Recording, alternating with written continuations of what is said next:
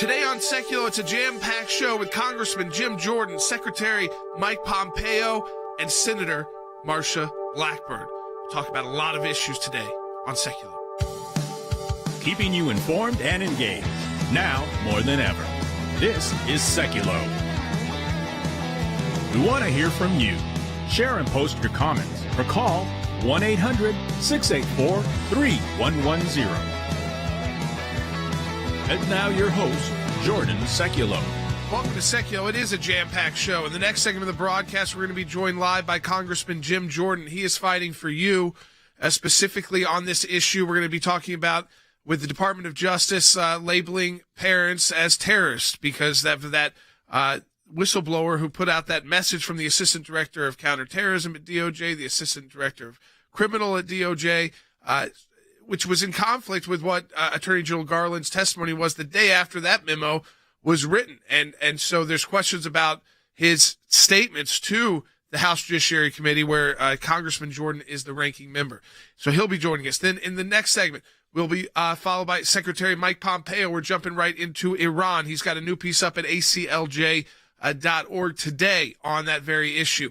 We're then going to be going to Strasbourg, France. Andy Economou, who used to sing on the set here with me and in the studio with me, he is at our office, the European Center for Law and Justice in Strasbourg this week. He's going to be joining us live as well. And then to finish out the show, U.S. Senator Marsha Blackburn on some of these inflation issues facing all of us right now with Thanksgiving rapidly approaching and also the Build Back Better plan, getting into the details there as well. So you don't want to miss any of the broadcast today. There's certainly a lot to talk about with all of these individuals. But let me first say right now, which I think is very important to say, obviously those who were injured in Wisconsin last night, those who lost their life, we pray for those families as the details still emerge about what exactly occurred, how that occurred there with this driver in this SUV. Of course, you can look at it. It looks like acts of terrorism we've seen before, but then we look at his profile. He's got a long, regular criminal record.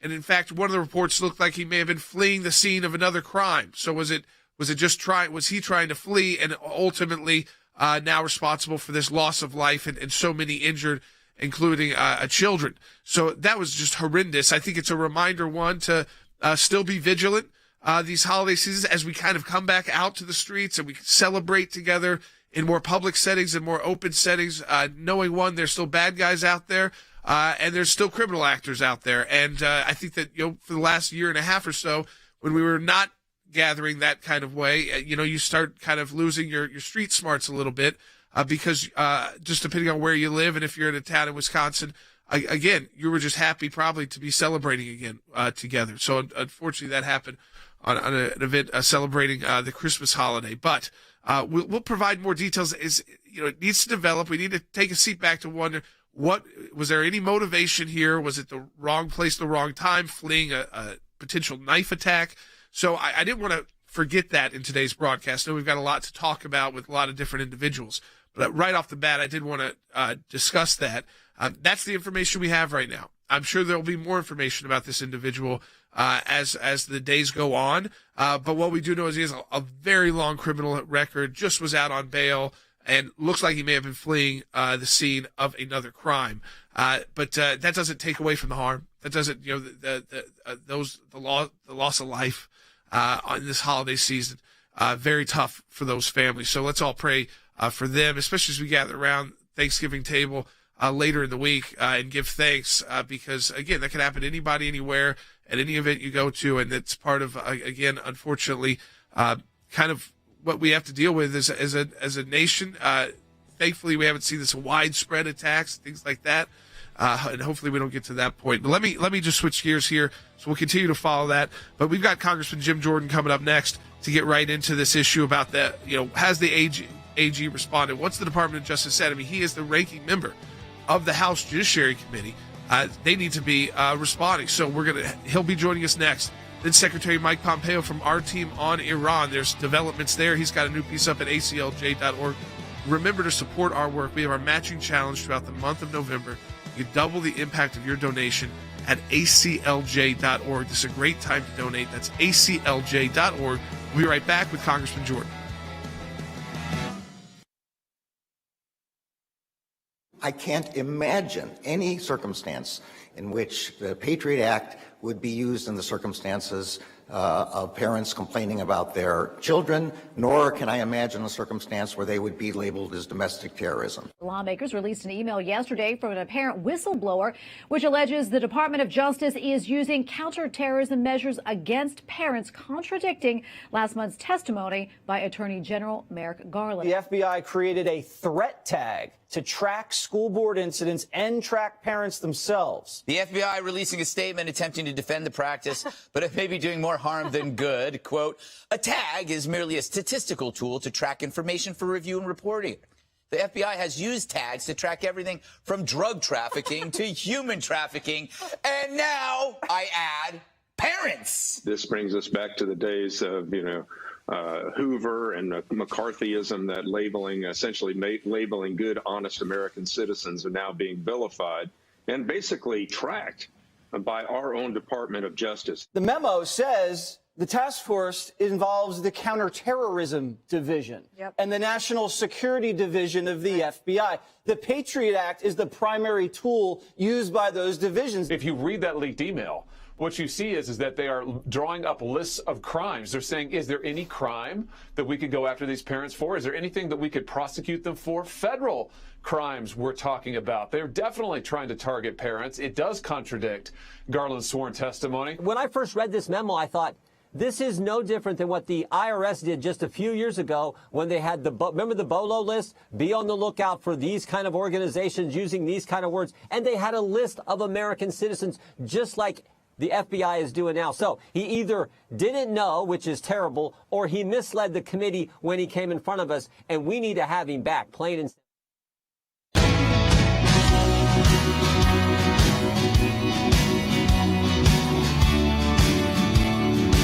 All right, welcome back to Sekulow. This is Jordan Sekulow. Congressman Jim Jordan from Ohio's 4th Congressional District, also the ranking member of the House Judiciary Committee, joins us now. Congressman Jordan, thanks for being with us today. You bet. Good to be with you, Jordan. Let me ask you right off the bat. We followed this on our broadcast and at ACLJ when Attorney General Garland testified to the committee you serve on that he can't imagine that parents were being treated this way, or that the terrorism division at the Department of Justice was involved. And then a letter from a whistleblower is released, and that letter is the exact opposite of that. It says.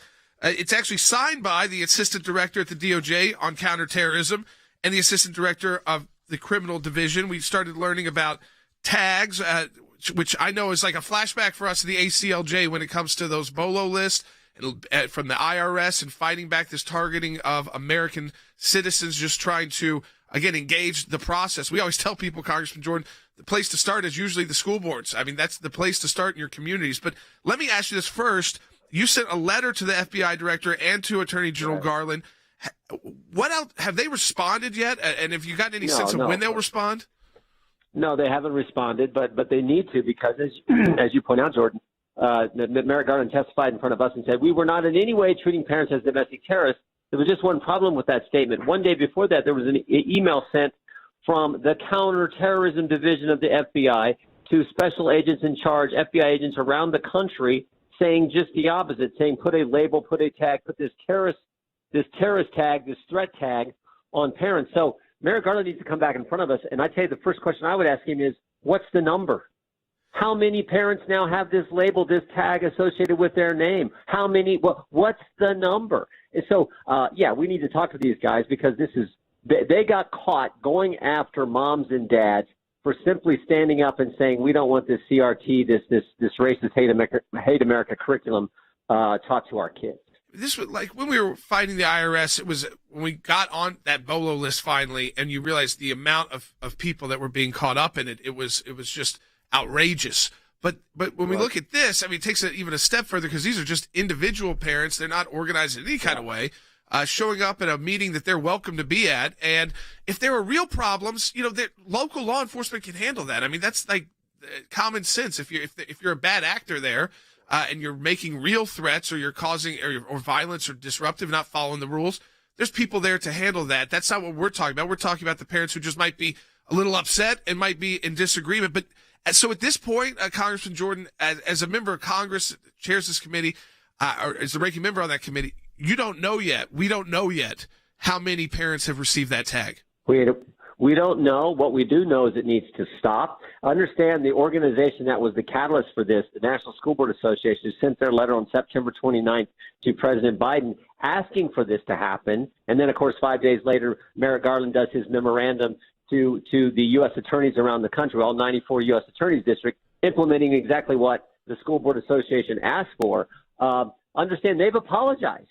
I mean, I've never seen this. You've been around politics, Jordan. When have you ever seen a left-wing political organization one day after the Attorney General speaks apologize for the statements that they made in their letter that became the catalyst for this whole charade, this whole crazy process that they're undergoing? I've never seen that happen. So let's hope it all ends and that the Justice Department will stop doing this. That's what our goal is, and we're going to keep after it until it happens.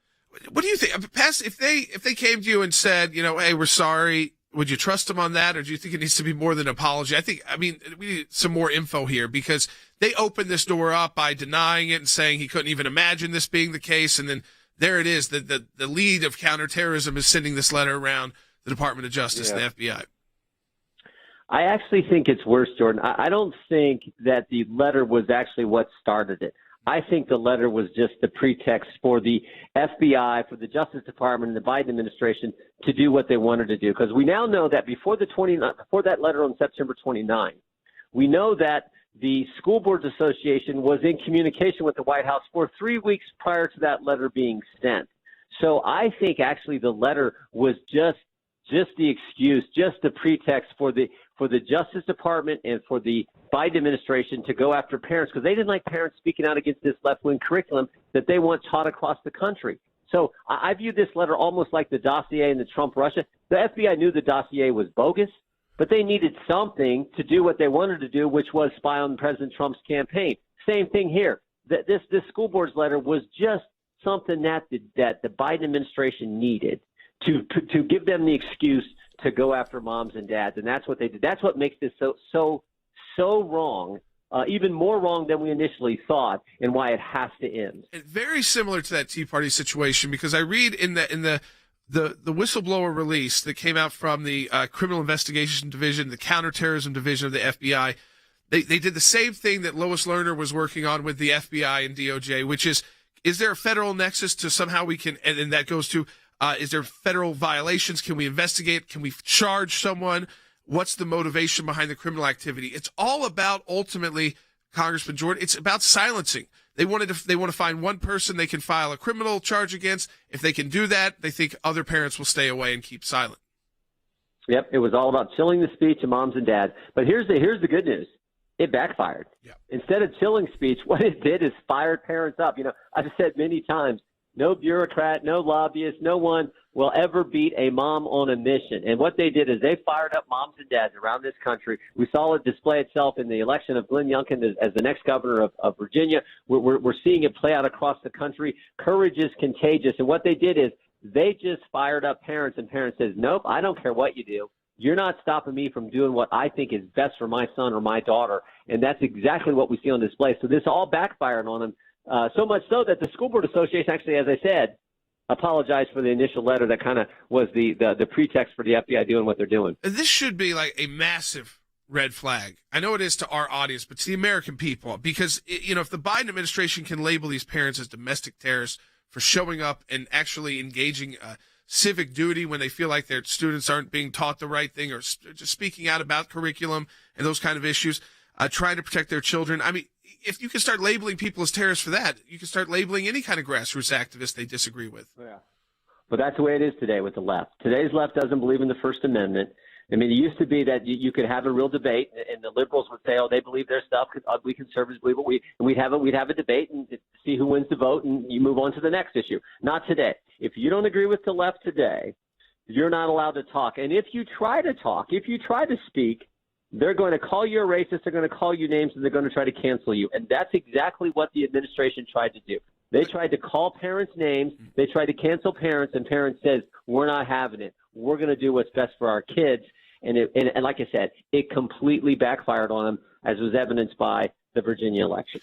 Congressman Jordan, you've got a new book out tomorrow. Do What You Said You Would Do, Fighting for Freedom in the Swamp. Tell people about the book and what they'll learn in it. Comes out tomorrow. I wrote every word of this. I told somebody the other day I'm the old-fashioned way. I wrote it all out longhand on the yellow legal pad. But it takes them behind the scenes. Your listeners will get a chance to get behind the scenes, see how Congress operates. All the big investigations I've had the privilege of working on, the IRS one that we were talking about, the Benghazi Select Committee, and, of course, the impeachment.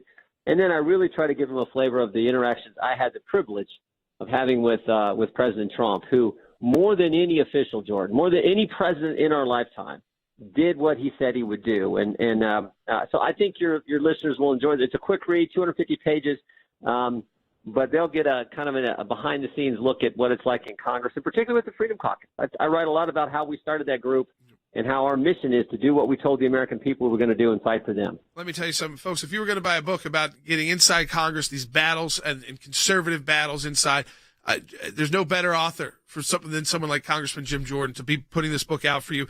Do what you said you would do, fighting for freedom in the swamp. You're doing that, Congressman Jordan, and we thank you not just on behalf of the constituents you represent in Ohio, but all of us, because you fight the battles that so many of our listeners and our supporters care about the ACLJ. We've worked together before when we can, and I appreciate you coming on today, and good luck with the book, and happy Thanksgiving. Happy Thanksgiving to you, Jordan. Thanks for all the good work you do fighting for freedom and for families. Take care. Thank you, Congressman Jordan. That's Congressman Jim Jordan. He's got a new book out again, wherever books are sold tomorrow.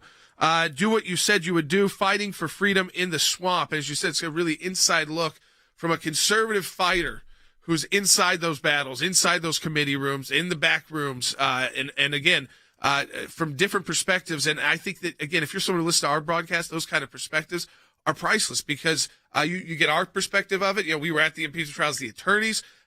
He was there as part of the congressional team in the House during the impeachment. I mean, this was, again, the IRS, who's right in the front. We were there calling this out, fighting, and it was basically the same administration. Those times, the Obama years, you jump forward to the Biden years. So great to have Congressman Jordan joining us today on the broadcast, and definitely get his new book, Do What You Said You Would Do, Fighting for Freedom in the Swamp. Let me encourage you.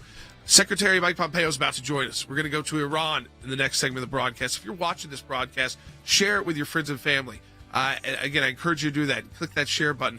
And let me remind you, the entire month of November is a matching challenge month. It's critical to the ACLJ, not just to the broadcast, but for all the work we do at the American Center for Law and Justice.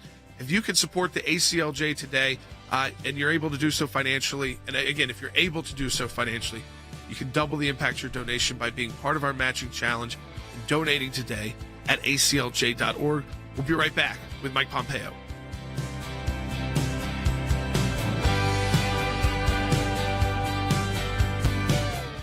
When we see something, when we hear something, when we're concerned about an issue, we don't just talk about it. We do something about it. And that goes to our Government Accountability Project. The things that are important are knowing where to look and who to look at. What we're trying to do is get information that we, the people, are entitled to. We sort of call them puzzle pieces because we don't know which ones we're going to need in the long run. But you gather all the puzzle pieces together, and then you start to put them together to uncover the truth, really. The Freedom of Information Act, that's a statute that allows us to get information from the government. Starts with a letter from our offices in Washington to these agencies. And it says, give us this information on these topics. And generally, they don't. And then we go to court. We go through a series of lengthy negotiations back and forth about what they'll give or what they won't give. We may get tons of information that's redacted, and we have to then go back and say, you redacted too much. We can't really find out what you're giving us because it makes no sense. So it goes through a process of litigation. That is how you get information, and that office is going to be more active now more than ever. The ACLJ has been extremely active in vigorously seeking to hold these bureaucrats accountable. We have filed hundreds of FOIA requests. We have received over 20,000 pages of documents in our litigation. How was our government operating? What were they driving at? What was their agenda? What was their motive? And I will tell you, I mean, sometimes the picture that it paints is one of terrific abuse. You're finding a nugget in a gold mine. Occasionally you'll come up with something that is really a bombshell, but you have to persist in doing it, and that's what we do. That's a little bit of what we do through our Office of Government Accountability, and of course that comes under our Office of Government Affairs. So your support of the ACLJ supports all of that.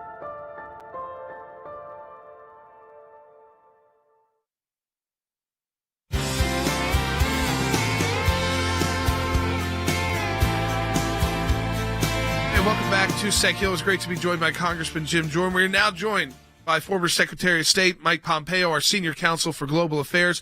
Secretary Pompeo, he's got a new piece up. It just posted today at aclj.org on Iran. The Biden administration is committed to repeating the mistakes of the Obama administration. Last week, the Biden administration's special envoy for Iran, Robert Malley, was on a diplomatic mission across the Middle East. Let me go right to Secretary Pompeo. What was Robert Malley's mission here, Secretary Pompeo? What is he trying to do? Well, Jordan, he's doing precisely what the Obama administration did, which is to seek to get peace, whatever that means, with the Iranians through complete and total capitulation. I think they have come to view the United States not as an adversary, but as prey, someone that they can victimize. And so he talked about, Malley, when he spoke, said, well, the problem with Iran is that they've been excluded. As if he'd forgotten that in 1979 they took American hostages for 444 days, as if he'd forgotten that they continued to develop their nuclear capabilities, as if he didn't observe the terrorists in Yemen, in the Gaza Strip, in Lebanon with Hezbollah, with others around the world, are underwritten and supported by Iran. They have a fundamental misconception of Iran as a player in the region for good. I just returned. I literally got back from the Middle East a few hours ago, Jordan. I was in Saudi Arabia. I was in the Emirates. I think the people in those places know that Iran is a real threat, and they are very concerned that the United States is demonstrating weakness in the face of Iranian aggression. And I would imagine some of those countries, Secretary Pompeo, if Iran were to have a nuclear weapon, would feel like they would need a similar weapon. I mean, it could start off an arms race in a region of the world we don't need an arms race like that to go nuclear. And but I would imagine they'd be very concerned, and it'd be even more important to have those U.S. defenses installed in those countries. One of the things we worried about most with respect to nuclear proliferation was, in fact, just that, Jordan, is that once the Iranians perfect not only their weapon systems, but have the enrichment capability to make not only a single weapon, but an entire program, whether it's the Egyptians, the Jordanians, the Emiratis, the Saudis, the Turks, the list is pretty long. They'll want to join the nuclear club, and that creates enormous risk for the region, for the world. I saw it just today, too, that another senior administration official named Brett McGurk was in the region. He was in Bahrain speaking. He talked in the same way that Robert Malley did about how we just need to invite Iran on the world stage. This is an enormous mistake. This is a theocratic, kleptocratic terror regime. Them with a nuclear weapon exposes the United States to enormous extortion. And when the administration says and apparently has told Israel, hey, attacking Iran, trying to slow down Iran's nuclear program is a provocation, I can assure you the Israelis will do what they need to do to defend themselves. We know the seventh round of talks with Iran are slated to begin pretty soon. The Iranian regime's taken a more hardline position with their new president. They have a list of demands for the U.S. to rejoin. It includes an apology, lift all sanctions. There's even reports out now that Iran's president, some of his frozen assets are now available to him. All of this together, I mean, it's just like it feels like the Biden administration will give away anything and possibly everything to just get back to some deal, even though it was a deal of bullet points. If they head back into this deal, it will make the tragedy, the terrible debacle in Afghanistan look like child's play in terms of risk to the United States of America. When the administration started their negotiations, when the Biden administration started, they said they were going to go back into a deal, but it was going to be longer and stronger. Now it appears that they're prepared to accept a deal that is shorter and weaker. It is enormously dangerous. It'll send a signal to the entire region that the United States is not to be trusted, and they'll put the Israeli leadership in a terribly, terribly difficult position, one that the United States should never force the people that live there. The Jewish homeland in Israel, put it in a place where the Iranians would have the capacity to extort and threaten them, and we shouldn't force them to make a difficult decision in the face of, at best, American ambivalence. There's some reports again about protests breaking out in Iran against the Ayatollah. We were very critical in 2009 during the Green Revolution when the Obama administration ignored the pleas. The signs were written in English People were being shot in the streets and killed. And it was really, there was a moment there. There's an opportunity there that was not utilized by the United States. I feel like probably the people in Iran are even more nervous about taking to the streets because the world seems to ignore their pleas because very much because of what we're talking about now is just that the world is trying to get into, especially the U.S., into a deal with the Ayatollah, not to protest the Ayatollah. Well, the United States has taken the odd position of we want to open up commercial exchange with Iran, but we're not going to do it. We'll just let the Europeans do business there. And for that reason, we, the Obama administration, and now the Biden administration, has been prepared to overlook the Iranian people. When the Iranian people protested in the Trump administration, I remember not only did I, but President Trump issued statements, sent out tweets saying, we are with you, we will support you, do the right thing, protect your own individual freedoms and your own individual rights. We did everything we could to support them. I doubt that this administration will lift a finger for the Iranian people, but is going to go to Vienna next week and do an awful lot to give money to the regime itself, to the Ayatollah himself, which will only put the United States and our friends and allies and partners in the region at risk. Yeah, it's so backwards. I mean, finally, Secretary Pompeo, under the Trump administration you served, there was the maximum pressure campaign, and it was able to fix some of the wrongs done by the Obama administration under the JCPOA. It re-isolated Iran, their economy, made sure they didn't have the resources they did. But if the Biden administration caves to Iran, they do this again. So we get a repeat of what Obama did, but maybe even on a bigger cave when it comes to the money and what Iran is demanding.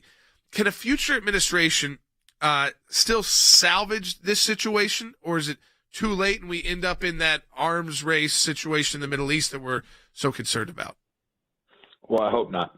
I can say this much. I am very confident that the next Republican administration would walk away from any crappy deal that the Biden administration entered into. One of the conditions that the Iranians have placed is they want this administration to promise that the deal won't be broken again. That promise can't be made. The Biden administration can't deliver on that promise because there are no Democrats in the Senate that are going to vote for a treaty. So the next Republican administration, the next Republican president, whoever he or she is, that person is going to bust this deal. The Iranians should know it, and so should every country or every business that's thinking about re-entering Iran to do business with the Iranian regime. They should know that the clock is running on their capacity to do that, that this deal won't stand, not because of politics, not because it was a Democrat that did it, because this is a foreign policy decision that puts American lives and Israeli lives at risk. Secretary Pompeo is our senior counsel for global affairs. And Secretary Pompeo, let me say happy Thanksgiving to you if we don't speak before then. And I know you've been really busy. I hope you get some time with your family, even if it's just that day. And as always, thanks for being with us on the show. Yes, sir. Thank you, Jordan. Happy Thanksgiving to you all. Thank you. And, let me just say, folks, we're able to get reports from a former Secretary of State, the last, preceding former Secretary of State, Mike Pompeo. He just got back from Saudi Arabia and the Emirates hours ago. He's on our team because of your support financially. That's how we're able to do this. And you're not going to get the analysis anywhere else. You're not going to get right off 3 hours after returning home from the Middle East a report like this when we're talking on Iran. Support the work of the ACLJ. This is why we can bring you this, especially for the broadcast.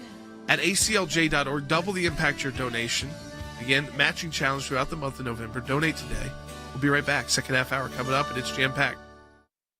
Here's what I want to say to our ACLJ members, or for those of you that enjoy watching this broadcast. Whether it is going after the deep state, whether it is litigation that we're engaged in, whether it is defending the persecuted church and getting individuals out of prison because of their faith in other countries, whether it's training lawyers to fight for religious liberty, not just here in the United States, but around the globe, whether it is producing a daily, 5 days a week, 1 hour live television and radio broadcast heard on thousands of radio stations, on TV platforms, on social media platforms. Your support of the ACLJ enables us to do all of this. We want to encourage you to support the work of the ACLJ. And when you do that, you're supporting our production teams, our videos, whether it's that kind of production and other things that we are working on. The ACLJ is front and center on this. We're in a matching challenge campaign. Any amount you donate, we get a matching gift for. Go to aclj.org.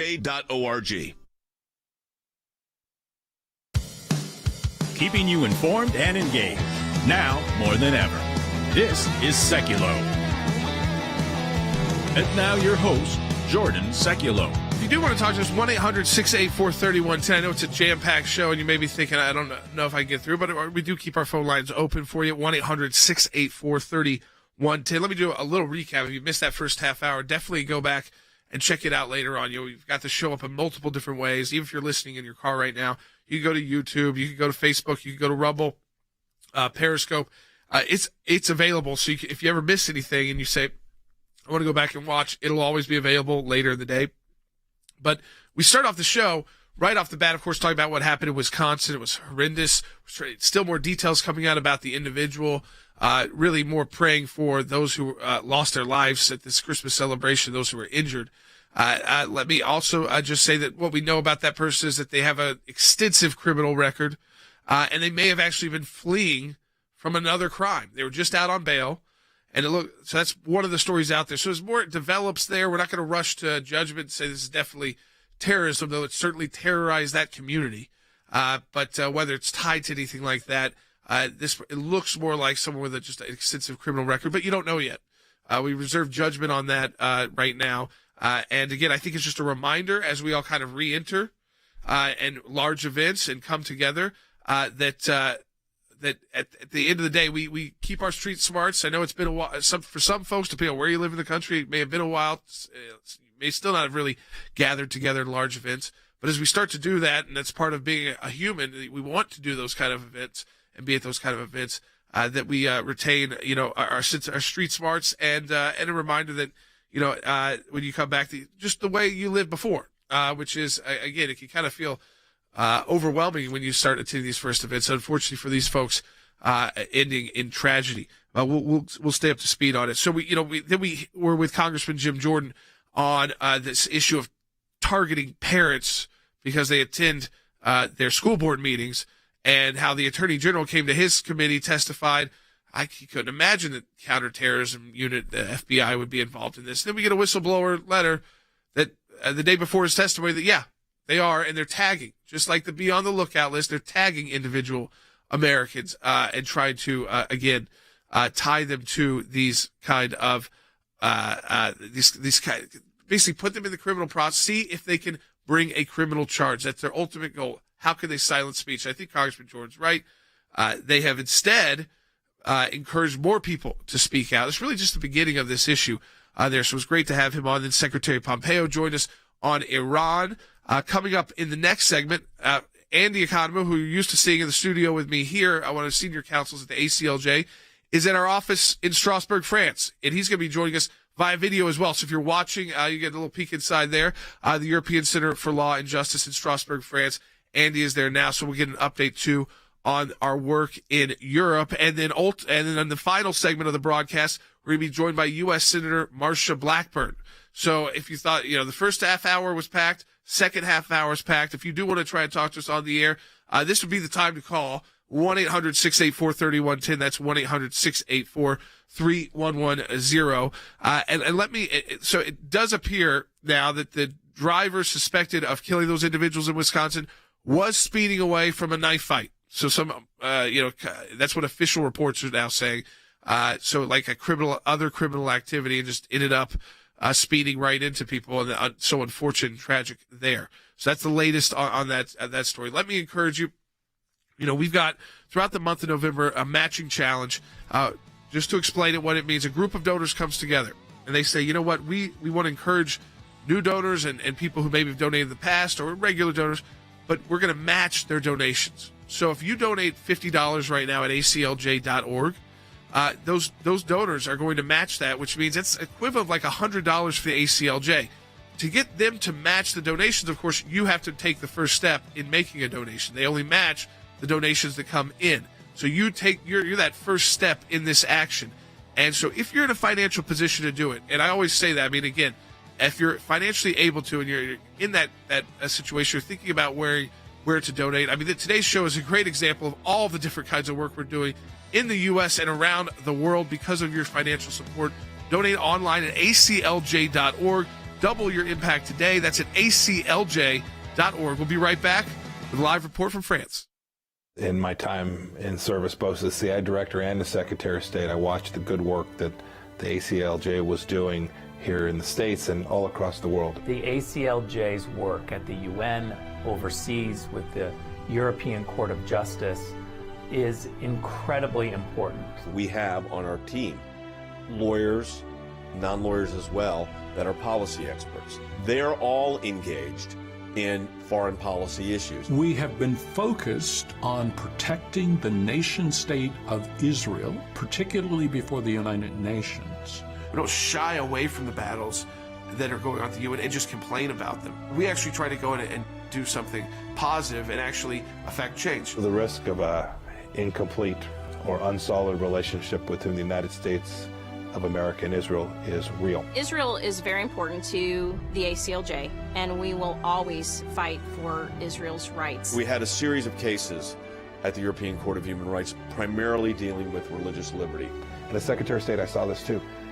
Nations that had more religious freedom were on firmer footing. They had better democracies. America has always been the world leader in religious liberties, in freedom of conscience and freedom of speech. We've taken the First Amendment, and that has been our cornerstone. It's to defend the rights of people of faith and others that are having their rights abused. We not only hold our government accountable, but we hold other governments accountable. You have to keep the battle going when it's not cool anymore, when it's not the #1 story on TV. You have to actually be committed to finding it out, or else you'll never win. The ACLJ is front and center on this, whether it is going after the deep state, whether it is litigation that we're engaged in. Your support of the ACLJ enables us to do all of this. Go to aclj.org today. That's aclj.org.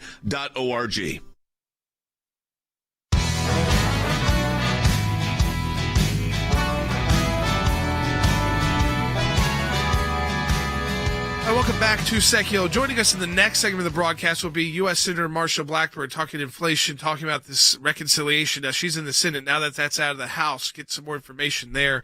And, of course, the inflation every American is seeing when they are at the grocery store, especially this week preparing for Thanksgiving. But I do want to go, because this has been a packed show, over to France, to the European Center for Law and Justice, which is headquartered in Strasbourg, France. Andy Economou, a senior counsel with the ACLJ, is in Strasbourg right now. He's joining us live. And Andy, right off the bat, you arrived in Strasbourg recently. Tell us about the work going on at the European Center for Law and Justice. Jordan, we have a full schedule of things that we're doing at the European Center for Law and Justice here in Strasbourg, France. And I can tell you that we are continuing the good work that the ACLJ does in the United States of America and throughout the world in Europe. And it's a tremendous schedule of activities that we are engaged in, publications, conferences, reports that we are putting through. Just to name a few, we have exposed and continue to expose here. And it's 9 o'clock at night here in Strasbourg. Yeah, that's right. Let me tell you, it's dark. It's dark outside, but we're still here in the office, Jordan, and we're still doing work. We have a conference call coming up later on this evening. Right. But we expose, and I'm holding up right now one of our publications, Exposing the Abortion Industry's Grip on European Institutions, one of the documents that we have put together. We are also looking at the dark funding, that is the funding by groups such as Amnesty International, Human Rights Watch, Open Society, and Soros and his related groups, and how they invest to promote abortion and the leftist agenda and the financing of UN experts. Here's one of our publications that we engaged in and put together on these very topics. One of the things that is really troubling, Jordan, and that we have exposed here at the ECLJ in Strasbourg in France, is conflicts of interest, reforming the European Court of Human Rights, which is just right down the street here in Strasbourg, Jordan, as you know, because you've appeared there. Because there they have judges ruling on cases introduced by non-governmental organizations that they used to work for before they became judges on the court. Think about that for a while. You're ruling on a case that you were, involved in by the litigant, and now you're a judge on the court. What I think is great, Andy, and it's tough to give it enough attention with everything going on in the world, but it's great that you're there right now. Now that we're starting to be able to re-engage not just by phone and Zoom, but by being back in the offices together with our international team, is that they really have exposed, and I think our audience needs to hear it, the issues and problems plaguing some of these European institutions like the European Court of Human Rights and the International Criminal Court and at the UN. I mean, they do an incredible job and really are our lead when it comes to international efforts. It's a team, predominantly French team, but some other Europeans as well. And they hit issues that honestly most groups in Europe and organizations that operate there don't want to touch. That's exactly right, Jordan. Issues that are non-touchable by other groups or they're reluctant to do it, we expose that head on. And one of these things that we've been doing, again, is looking at the persecution of ex-Muslim Christians in France. People who are of the Islamic faith and who convert to Christianity are severely persecuted. And we have done a report. Again, I'm holding it up, our famous use of props, but very important, holding up a report here talking about the persecution of ex-Muslims. And also pornography, and especially child pornography and human rights, and the fight in Europe that the ECLJ is engaged in against those who traffic through pornography and pedopornography in Europe. That is something that we are doing that I don't know of any other organization that is doing it with the persistence and the zeal that we are. And we know it is having an impact. I don't disclose things, but we're being a lot of this work that was being done over the last couple of years and during the pandemic. It's now getting out throughout the European media in different countries, and it's causing some more attention for the European Center for Law and Justice in a good way, being contacted by former officials, because of these reports, especially on Soros and the connections throughout so many of these institutions. So it is having an impact, and it has caused action as well.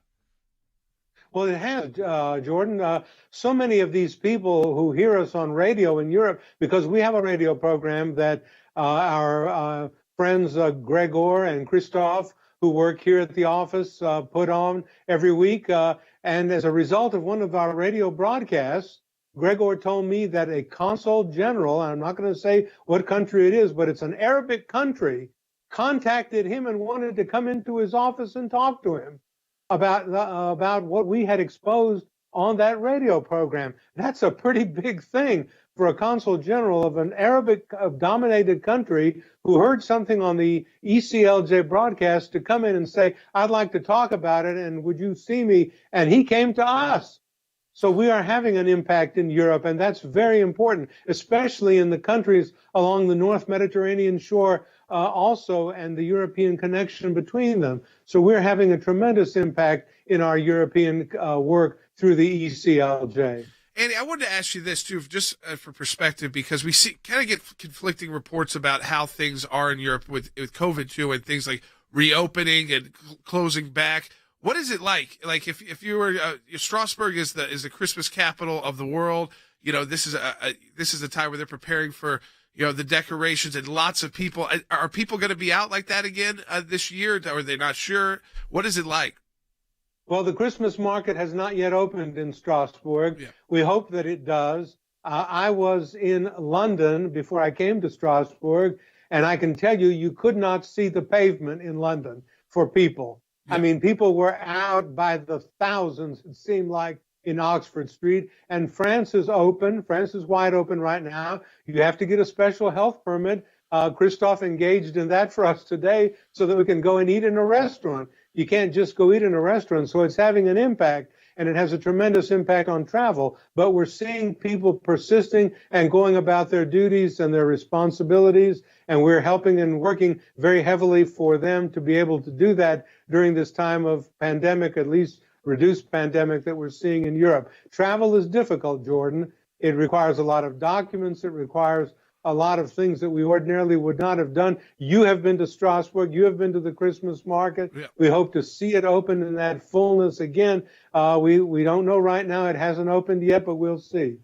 Well, Andy, I want to thank you for joining us live from Strasbourg. I know we're going to be on a call. I appreciate you and Gregor staying up late to do that so that we can have a call between some of us some are on the West Coast, some are on Central Time, some are in Strasbourg, France, and that office, again, just a reminder, folks, the work that they are doing. I think Andy just did a great job of showing you what they've just been doing recently. So, Andy, Thanks for joining us. We appreciate that. I'll talk to you soon on that call. And folks, this is just another example. I didn't mean, I know when I was talking to Will earlier, this kind of show came together this morning with all the guests, different issues, different topics. But I think it just shows all of the different work that the ACLJ is engaged in. It's important work that you can support at aclj.org. And I want to walk you through that for just a minute here. When you support the work of the ACLJ, you in a matching challenge month, and you donate $25 online to aclj.org, you're doubling. You really, it's like you donated $50 to the ACLJ. Now you're only charged $25. People sometimes say, "Am I getting charged twice?" No, you're not, because we have a group of donors that will match all of the donations that come through in the month of in the month of November. So this is a critical time. It's a key time to support our work. As Andy said, it's not impossible to travel, so we can start being face to face with our team again. Of course, we've been doing it by Zoom, doing it by phone calls, and of course, there's lots of different technology that enables us to continue working throughout all of this. But that's why I asked that question, that final question to Andy about the pandemic. Like, what is it like there? Because you'll see, like he talked about London, packed streets, France, where you've got to have a permit to go into a special. A different permit to go into a restaurant to eat, but you are able to do that. So, again, it's opening up. The world is opening up.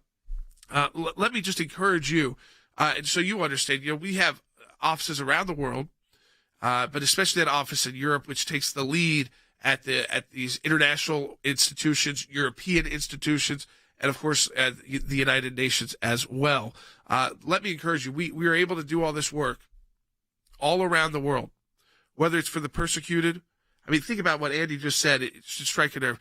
Persecuted Christians in France who were former, converts from Islam, but they're in a democratic society, and they still have to fear from persecution. And is the government there doing enough? I mean, that's just one of the issues that Andy talked about that the European Center for Law and Justice is working on right now. Let me encourage you to support our work at aclj.org, and you don't want to miss, coming up next, after the next break, Senator Marsha Blackburn. She's got a lot to say about inflation, about Build Back Better, this in the Senate, now that's moved through the House. What's going to happen in the Senate? What about the cinemas? What about the Joe Mansions? Where are they thinking? And the inflation that we're all seeing, whether it's the gas pump, whether it's the grocery store, whether it's in big box stores. So support our work at aclj.org. Stay with us. Share the broadcast with your friends and family, because we've got Senator Marsha Blackburn joining us next.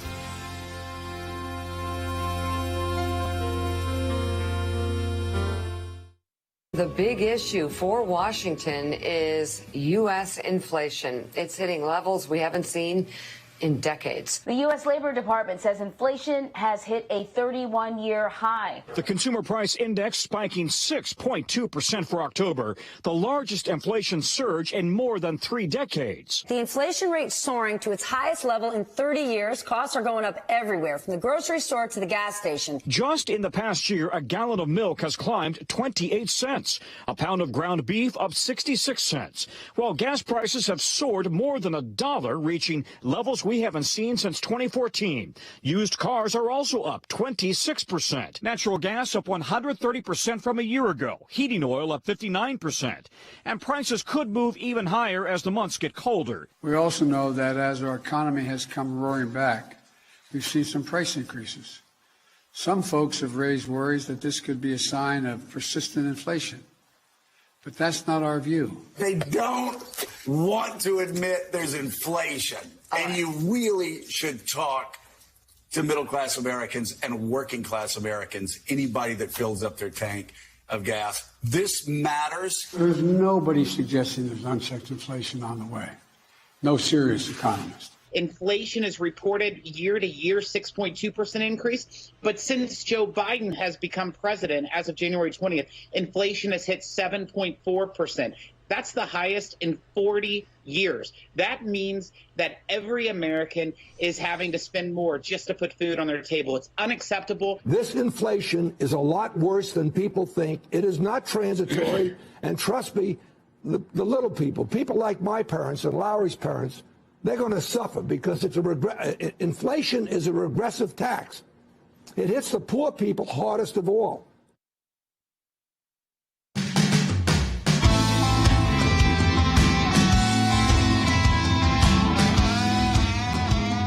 Welcome back to Sekulow. It is always great to have U.S. Senator Marsha Blackburn of Tennessee joining us. Senator Blackburn, thanks for being with us today.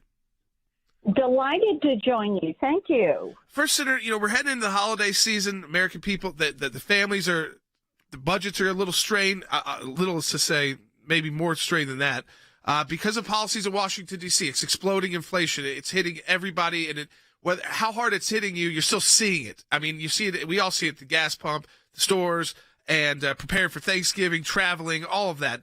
And it feels like this is because of out-of-control spending in Washington, D.C., yet the Biden administration, the left, they want to spend more, and they think that they're going to solve inflation by this reconciliation package, Build Back Better. Now that's moved from the House to the Senate. I mean, how serious of this inflation problem? Do your colleagues understand, or you do, the seriousness of this issue? Listen, absolutely, I understand it. I couldn't believe when I went to the grocery store this weekend how much prices on some items that I regularly buy have gone up. And the other thing was the lack of items that you were seeing on the shelves. Now, the Build Back Broke, as I call it, agenda that they have in this budget that they have, putting all of this money into the system, it doesn't speed up a recovery, it slows it down. Government control doesn't speed up a recovery, it slows it down. Look at what happened when Barack Obama was president.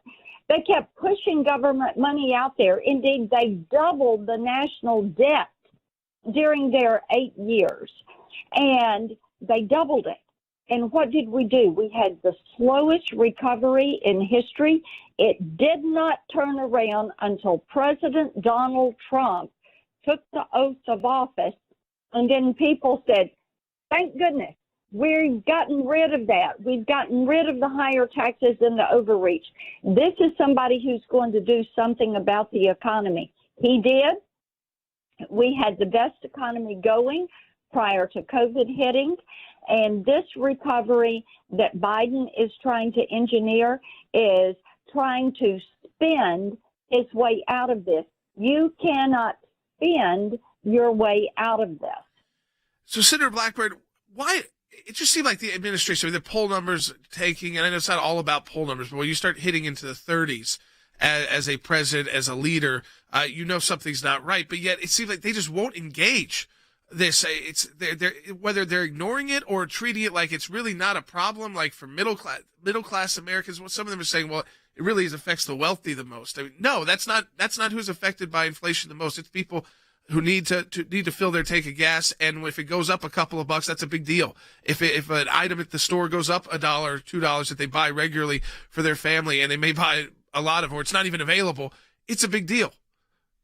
Oh, you're right. It is a big deal. And when you look at the energy taxes that they are putting in place, when you look at the sin taxes, tobacco taxes, all of these things going up, you're exactly right. That is being paid by people that are purchasing those products. And Joe Biden said, oh, no, not going to raise taxes on anybody making under $400,000 a year. That is a lie. Yeah, I mean, this is so let me switch to the Senate, because everything, we all understand this. This is not working, yet the House passed this reconciliation. I like how you call it the Build Back Broke. But in the Senate, this is a lot tougher to get passed, even through reconciliation. You're in the U.S. Senate. Your colleagues on the other side of the aisle, like Senator Sinema, Senator Manchin, where do you think this bill stands right now in the U.S. Senate? Every day that passes, it's harder for them to pass this bill. Every single day, because every day more Americans realize what is in this bill. They realize that it is going to take money out of their pocket, and they are contacting their representatives and saying no. I mean, look at the number of races. And Jordan, I know you look at the Cook report. Yep. Look at the number of races that have been thrown from Democrat to lean Republican. And people are looking at this. They looked at what happened in Virginia, New Jersey, and out in Seattle. They looked at what is happening in South Texas, which has been the Democratic area of that state.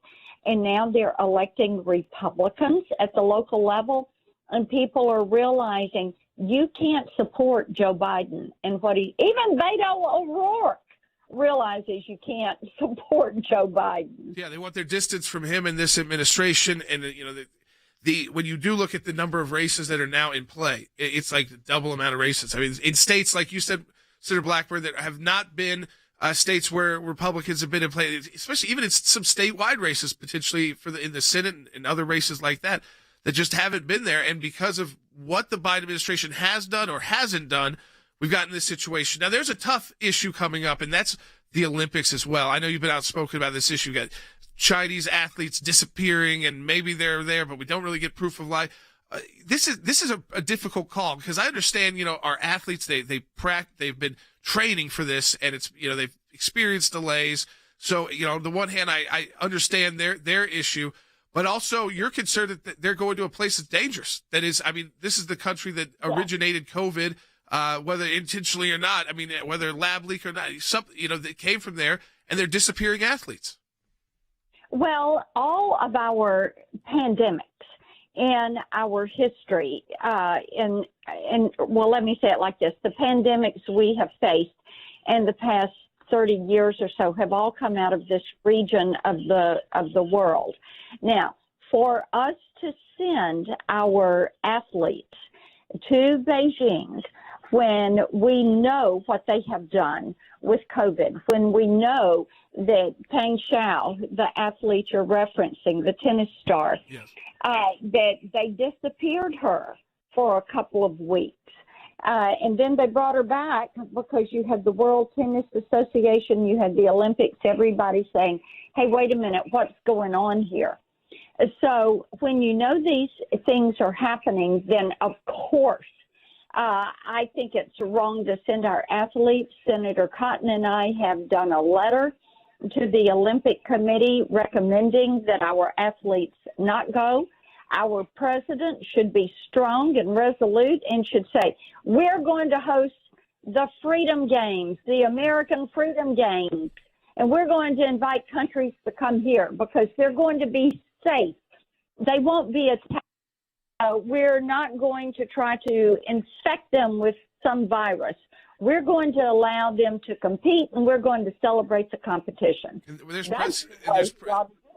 And Senator Blackburn, there's precedent for that in our history. We've seen the U.S. Take those steps before. I don't know that the Biden team will. As always, let me just say we appreciate you so much being with us, Senator Blackburn. Have a happy Thanksgiving as well. And we appreciate you having you on today to talk about all these issues, the issues really affecting American people, right at the gas pump, right at the store.